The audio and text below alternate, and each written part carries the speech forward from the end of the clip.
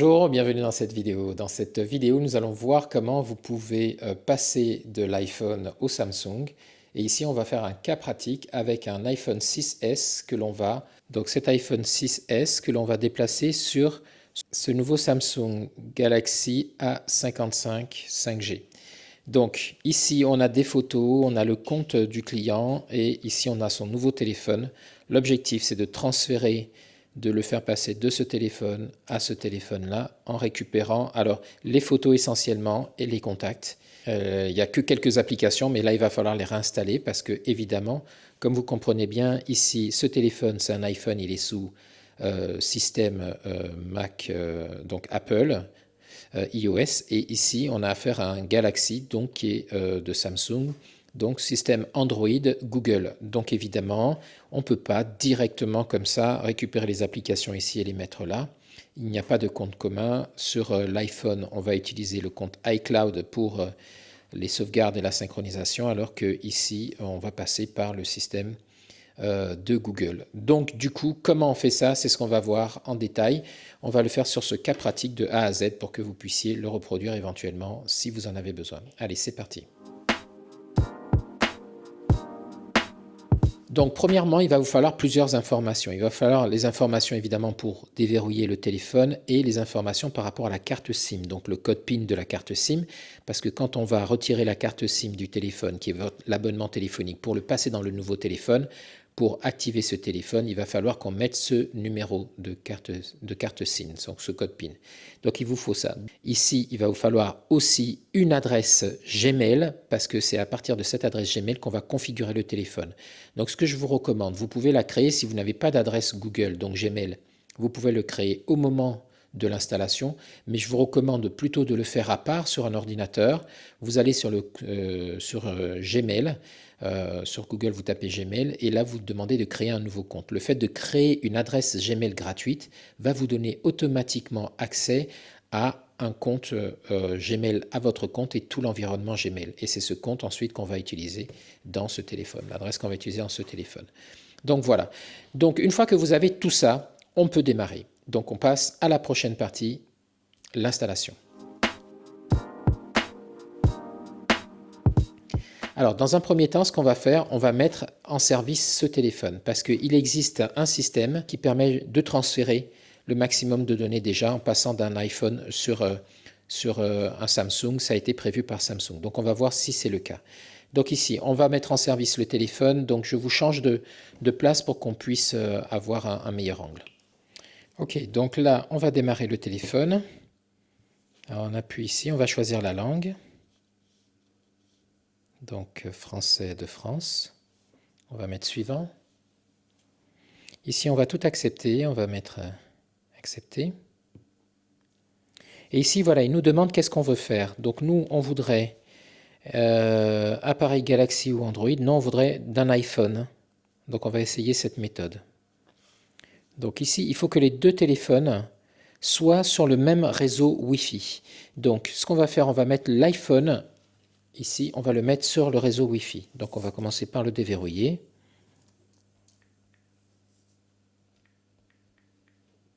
Voilà, on va aller dans les paramètres ici. On va aller dans le Wi-Fi.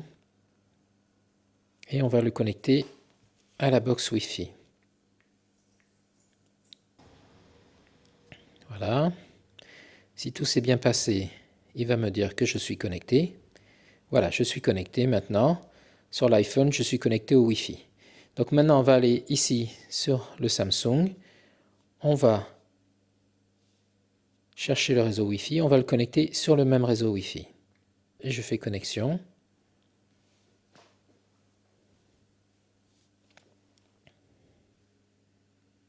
Voilà, ils sont connectés. Donc maintenant, le système va essayer de retrouver le téléphone. Donc on laisse faire. Alors ça, c'est vraiment un vieil iPhone. On est en 2024 et c'est un iPhone 6S. Donc autant vous dire qu'il a vécu.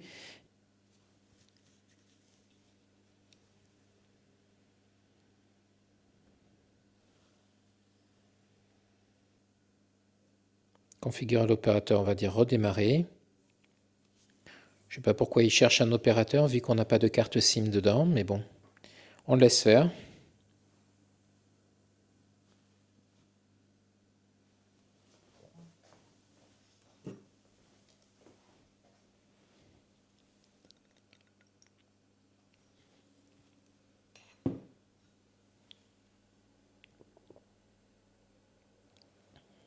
Je touche souvent l'iPhone là parce que comme toutes les 30 secondes il se coupe, j'en ai marre de remettre le mot de passe. Je touche pour pas qu'il passe en veille.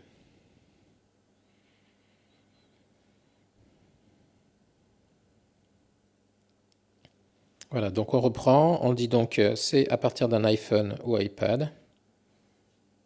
Donc là maintenant qu'il est sur le Wi-Fi, il va tenter, je pense, de localiser le téléphone.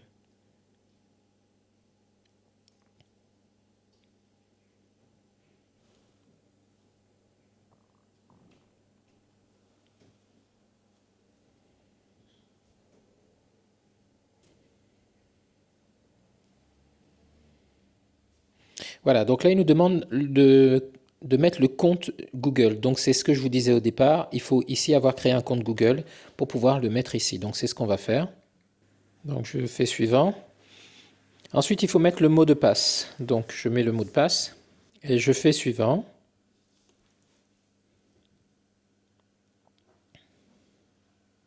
Donc là il me dit qu'afin de protéger le compte, il va faire la validation en 2 étapes. Je dis continuer. Donc il va envoyer en principe ici sur le téléphone un SMS. Donc là il me demande, pour obtenir le code de validation, il faut mettre le téléphone qu'on a ajouté dans le compte. Donc je vais lui donner le téléphone ajouté dans le compte. Voilà, donc je mets le numéro de téléphone ici. Donc quand vous allez créer votre compte Google, c'est très important de penser à associer un numéro de téléphone. De toute façon, il va vous obliger à le faire pour qu'il y ait de la récupération. Donc là, il va envoyer maintenant le code ici. Voilà, 356 780. Donc ce sont des codes à usage unique, hein, juste pour valider ça. Donc je fais suivant ici. Voilà, donc là maintenant, il est OK pour associer ce téléphone avec ce nouveau compte Google. Je fais oui, j'accepte. Et si j'accepte,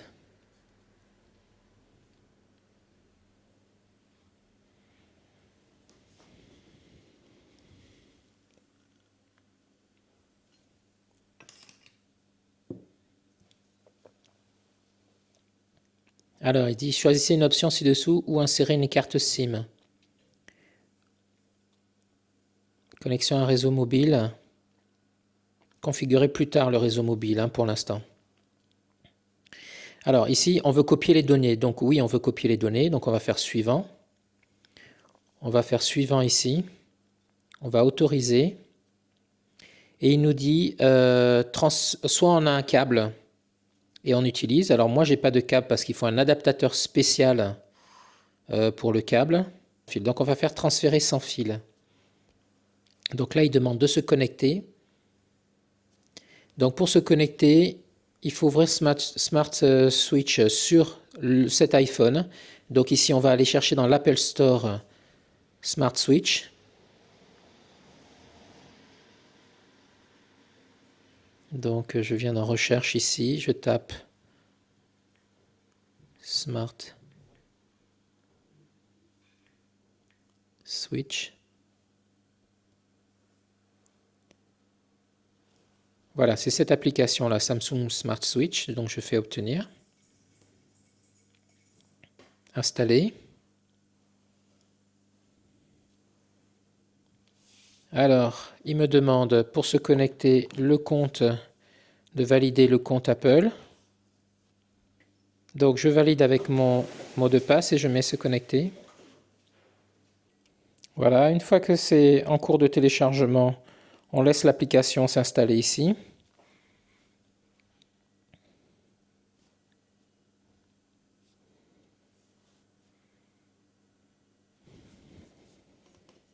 Quand elle est installée, on clique sur ouvrir.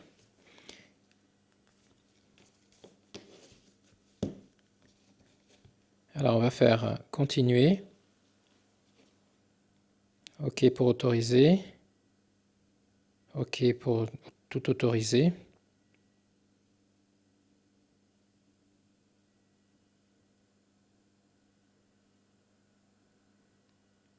Voilà.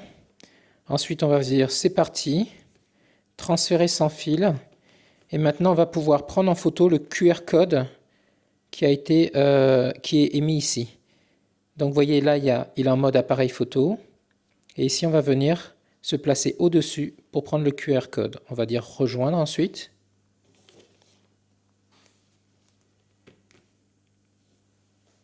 Donc là, il est en train d'effectuer la connexion via le Wi-Fi à notre Samsung. Et voilà, regardez, ça commence.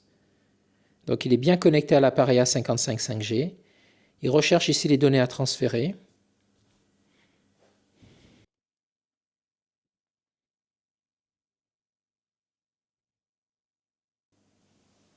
Voilà, donc il nous dit, il y a les contacts qui va pouvoir déplacer en tout 10 Go et 10 minutes, le calendrier, les images, 5 Go et 4 Go de vidéo. On va dire transférer.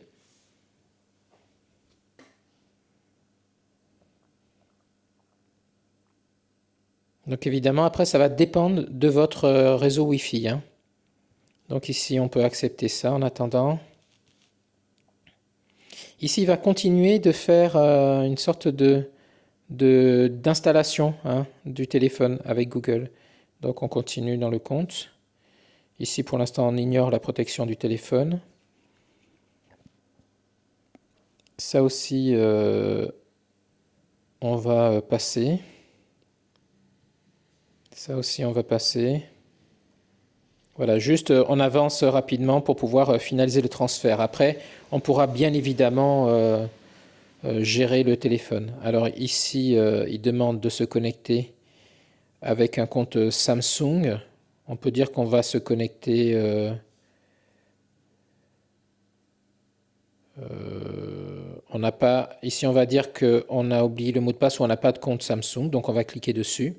On va dire créer un compte. On a au moins 18 ans. On va valider tout ça. On va accepter.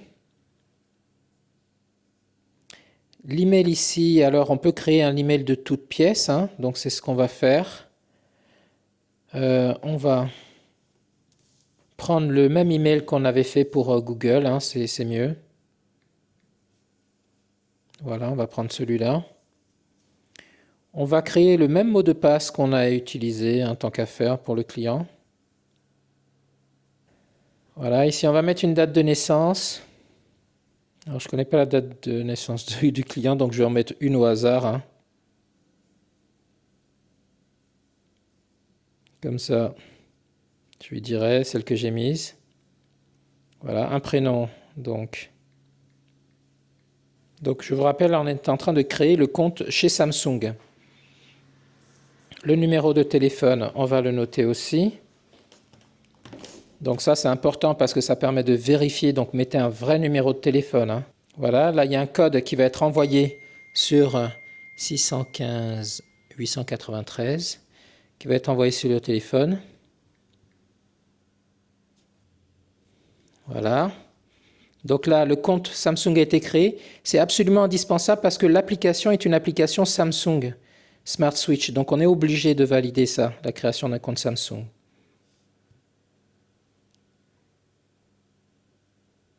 Donc là, on laisse tout par défaut, hein. On changera tout ça beaucoup plus tard.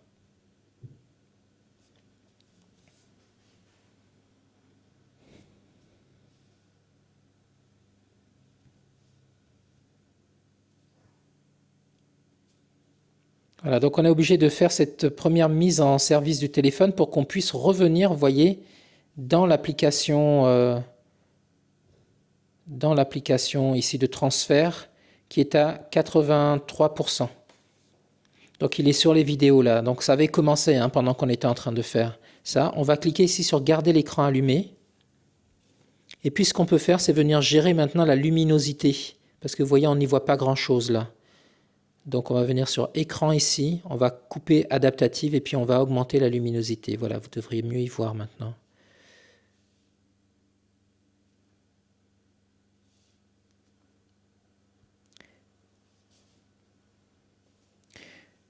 Voilà, on va laisser le transfert se faire, il est à 84%, on va le laisser faire jusqu'au bout et on se reprend juste après.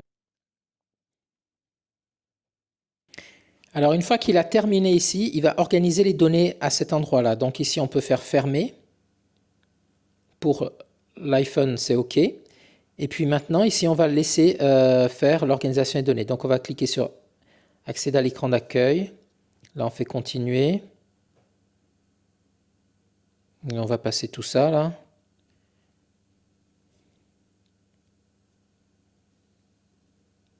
Voilà, on ne veut pas installer toutes ces bêtises pour l'instant. Je laisserai le client le faire lui-même. Voilà, je mets terminer, terminer ici.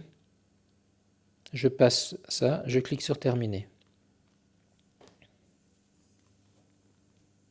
Voilà, donc là, ce que vous voyez, c'est qu'il est en train d'installer les applications et surtout par rapport au transfert, il est en train d'organiser le transfert et l'installation des données. Donc on laisse faire. On va venir couper aussi la mise en veille automatique, là. Hop, dans les paramètres ici. Alors en principe c'est là, si mes souvenirs sont bons. Et 30 secondes mise en veille, on va mettre sur 10 minutes.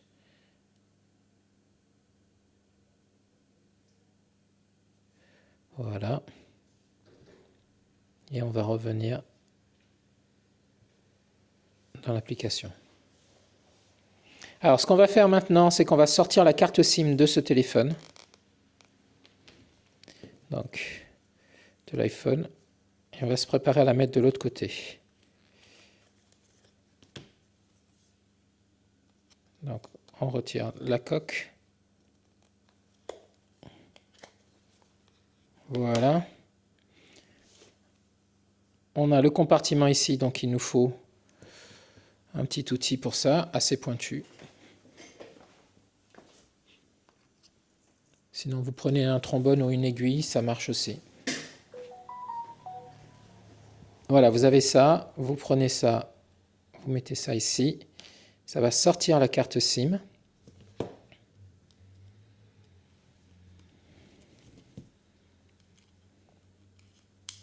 Voilà, ici vous voyez qu'il nous dit que le transfert s'est bien effectué, les images, il y a bien 5 gigas d'images, les vidéos et les contacts. On va regarder le calendrier 1 méga, donc c'est plutôt pas mal. Alors, il nous dit qu'il faut désactiver e-message sur le site web d'Apple pour recevoir tous les SMS sur le nouveau. Donc, on peut accéder au site web d'Apple.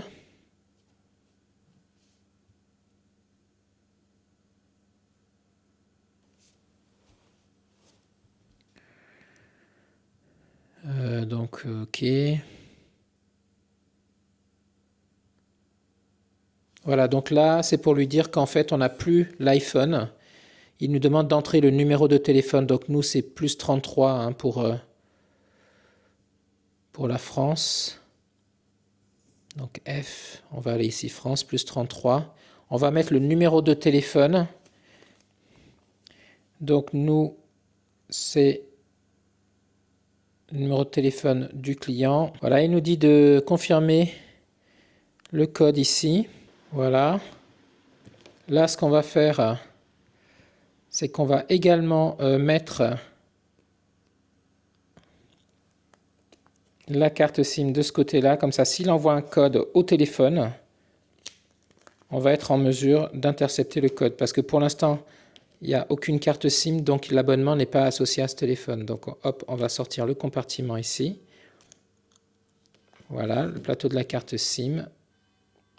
On va mettre la SIM 1 dans le compartiment. On va l'insérer et c'est là où vous allez avoir besoin du code PIN de la carte SIM. Voilà. Donc là, on nous demande le code PIN. On va mettre le code PIN de la carte SIM. Voilà. Hop, on va prendre tout ça. Et donc à partir d'ici, on peut faire Send Code. Alors là, il nous dit que le numéro de téléphone n'est pas valide parce que évidemment, il n'y a pas de 0 avant, le plus 33. Voilà, Send Code. Donc là, c'est le gestionnaire de carte SIM hein, qui nous dit qu'il a bien détecté. Donc oui, ici, il nous manque un chiffre. C'est le 13. Voilà, et on peut envoyer le code. Alors, il nous dit que le service n'est pas valable. Hein, ici, il a du mal à contacter le service. Bon. Il faut espérer que e-message n'est pas activé là, sinon on verra pour plus tard. Alors, pour l'instant, on va sortir de là. Donc, ce qu'il me faut contrôler, c'est que le téléphone capte bien le réseau ici.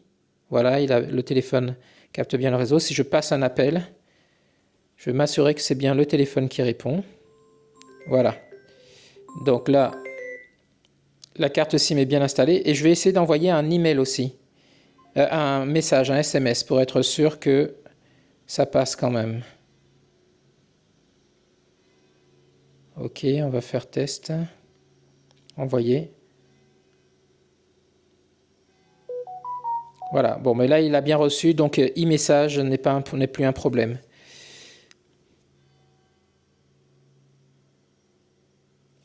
Ok, bon, mais c'est parfait. Donc là, on a le téléphone qui fonctionne, on a la carte SIM qui a été déplacée, et on va voir maintenant pour les données. Donc, est-ce que les photos ont bien été récupérées ou pas? C'est ce qu'on va faire maintenant. Donc, on va venir ici.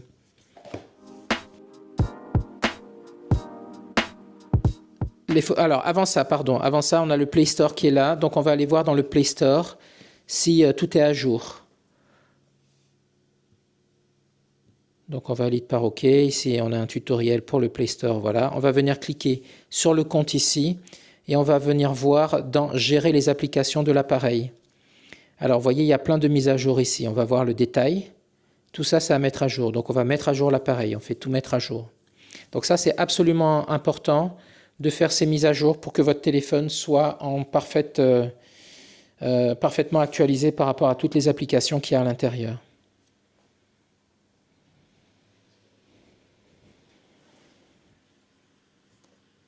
Donc il y a non seulement ça, mais il y a aussi le téléphone lui-même qui peut avoir des mises à jour à faire. On ira voir tout à l'heure comment.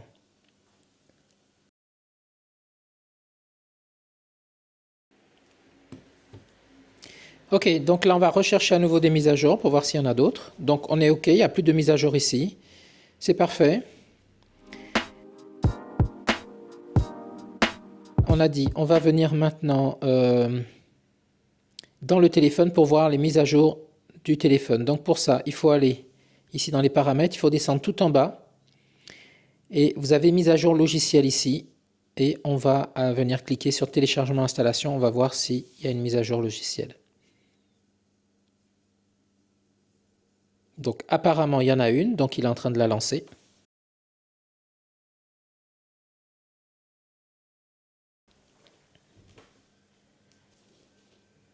Donc on va mettre le code PIN du téléphone. Voilà, donc là on nous dit que le téléphone a été mis à jour, on dit OK. On va venir voir s'il y a une autre mise à jour, toujours. Mise à jour logicielle, pour être sûr qu'il a bien pris la dernière mise à jour. Voilà, là le téléphone est à jour et on a vu que donc les applications étaient à jour. Ensuite on va venir ici configurer l'appareil.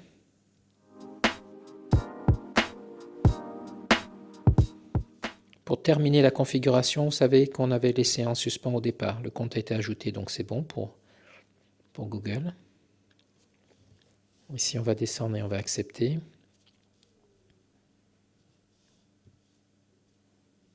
Voilà, on a dit qu'on utilisait Google comme moteur de recherche. Ici, on va laisser la personne elle-même mettre son code, créer un code. Et Google, on va passer, on ne veut pas. L'assistant aussi, pour déverrouiller, on n'en veut pas. Voilà, donc là, on est plutôt pas mal. On a terminé l'ensemble de la mise à jour du téléphone et du transfert. On va juste s'assurer qu'on est bon pour les photos. Donc on va venir dans la galerie ici. Donc on voit qu'on a les dernières photos. On est aujourd'hui le 27, donc jusqu'à hier, ça a été pris. Et on va venir dans les contacts également. Voilà, on voit que les contacts ont été récupérés. Donc les contacts c'est bon et les photos c'est bon. Et puis pour les applications, alors là, il y avait Strava par exemple. Je ne pense pas qu'elles ont été déplacées. Non, voilà, pour les applications, elles n'ont pas été déplacées, c'est ce que je pensais. Donc l'utilisateur va devoir lui-même les réinstaller parce qu'on était dans un écosystème Apple, là on passe dans un écosystème Android, donc ce n'est pas du tout. Il faut retélécharger et réinstaller les applications. Enfin, la dernière chose qu'on va faire et que je vous conseille de faire, c'est d'activer la sauvegarde automatique. Donc vous allez venir ici dans les paramètres. Vous allez venir descendre sur Google ici. Voilà. Adresse de domicile, non, ce n'est pas nécessaire. Ensuite, vous allez venir ici dans Sauvegarde. Donc vous voyez, il y a 15 gigas et là on voit que l'espace de stockage utilisé c'est ça. On va dire sauvegarder maintenant pour ce téléphone. On va lancer une sauvegarde. Ça sera la première sauvegarde. Et après, logiquement, les sauvegardes vont se faire automatiquement tous les jours, une fois par jour. Donc ici on a le défilement de la sauvegarde qui apparaît là. Et on voit que dans les applications de ce qui est sauvegardé, on n'a pas les photos. Vous voyez, photos et vidéos, c'est désactivé. Donc il va falloir que je vois avec le client pour qu'il puisse le faire. Et puis ici, la sauvegarde, on va activer pour qu'elle se fasse aussi avec les données mobiles, parce que le client a un compte illimité pour Internet. Voilà, donc là, la première sauvegarde a été faite. Vous voyez, les données ont été récupérées. Donc maintenant, il lui reste 6 gigas environ. Alors, je crois que ça va être compliqué de prendre les photos en compte. Mais sinon, c'est ici que vous devez venir et faire tout autoriser et activer la sauvegarde. Voilà. Et là, faire commencer l'activation. On autorise ça. On a un mois d'essai. On peut faire un mois d'essai pour être à 100 gigas. Et sinon, sans abonnement, on est à 15 gigas. C'est ce qui est le cas là. Donc, continuer sans abonnement. On va bien voir une fois que ça va bloquer. Je verrai avec le client pour qu'il souscrive à 20 € par an, donc 19,99 par an pour passer à 100 gigas. Voilà, donc là, la sauvegarde va se faire. Il y a la configuration en même temps de Google Photos. Et la particularité de Google Photos, c'est ce que je vais vous montrer dans un second temps, c'est qu'on peut voir ces photos du téléphone automatiquement sur son ordinateur. Donc là, on va laisser quelques photos prendre. Il est en train de faire la synchronisation là. Entre les photos de la galerie, il est en train de le passer dans l'application Google Photos, ce qui va envoyer les photos sur le coffre-fort numérique associé au compte ici du client, qui est limité pour l'instant. On a vu ce coffre-fort à 15 Go, mais il va commencer à envoyer jusqu'à 15 Go les photos dessus. Et l'avantage, c'est que dès qu'elles vont arriver dans le coffre-fort numérique, donc autorisé, dès qu'elles vont arriver dans le coffre-fort numérique, automatiquement, elles vont remonter dans le cloud. Donc vous voyez ici, on a des photos qui sont en train de remonter. Et regardez, si je vous montre sur l'ordinateur. Donc là, on va dans l'ordinateur. Et ici, si je viens sur Photos, ici, Google Photos,